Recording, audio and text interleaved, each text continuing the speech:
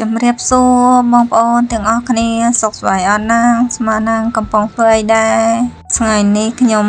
មកធ្វើคลิปវីដេអូជូនបងប្អូនទាំងអស់គ្នាមើលលេងទៀតហើយដើរលេងបានទៅដើរលេងណាឆ្ងាយទេបងប្អូនអើយដើរលេងនៅជិតផ្ទះហ្នឹងឯងជីម៉ូតូមកដើរលេងនៅជិតផ្ទះ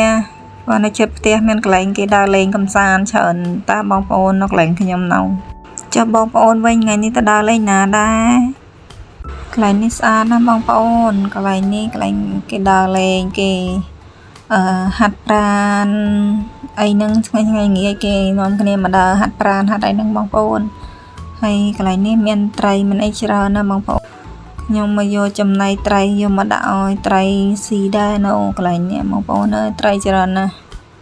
ចាំមើលបន្តិចទៀតបងប្អូននឹងឃើញហើយខ្ញុំថតវីដេអូឲ្យមើលថៃច្រើនណាស់មេតិចតាបងប្អូននៅនេះព្រោះវារំលប់មានដើមឈើធំណាបងប្អូនមិនសូវក្តៅទេនៅកន្លែងនេះមើលតុកក្រៅអត់មានដើមឈើថាវាក្តៅបងប្អូនស្អាតណាស់នេះកូនក្មុំខ្ញុំច្រឡះល្អណាស់បងប្អូនអត់សូវខ្យល់ទេខ្យល់តិចនេះកូនក្មុំខ្ញុំពីអ្នកពូម៉ាគេឲ្យចំណីត្រីបងប្អូននេះឯងត្រីច្រើនណាស់នេះបងប្អូនយើងដាំណៃឲ្យវាស៊ីហើយវាឡើងមកយើងឃើញត្រីច្រើនណាច្រើនខ្លាំងមែនទែនហ្មងនេះយកណាអស់ទេត្រី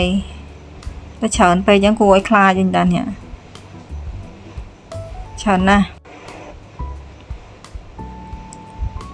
តែឥឡូវដូចទូចពីមុនធំសង្ស័យធំគេចាប់លក់អស់ហើយបងប្អូនណានៅថៃទូច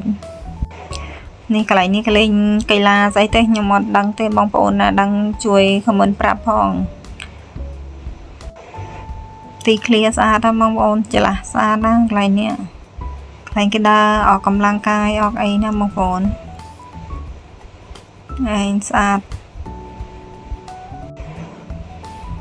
ខ្ញុំដឹងនិយាយអីទេចាំថតវីដេអូឲ្យបងប្អូនមើលលេងហើយនេះស្អាតណាស់បងប្អូន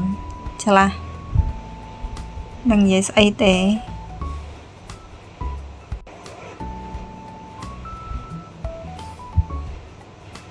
អានេះមនុស្សគេលើគេ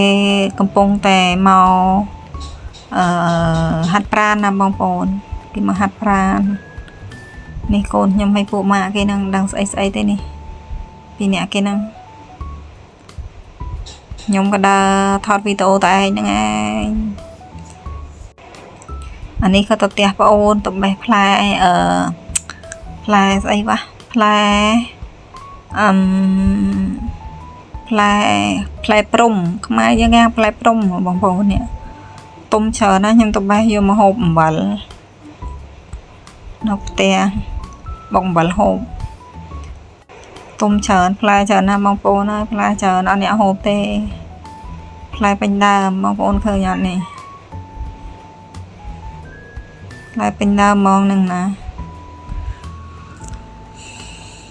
សោះចេះនិយាយអីទេបងប្អូនអើយកុំប្រកែប្រកាន់អីនេះឯងមកបុកអំបិលហូបនៅផ្ទះប្អូនបេះឲ្យប្អូនកំឡោះបេះឲ្យ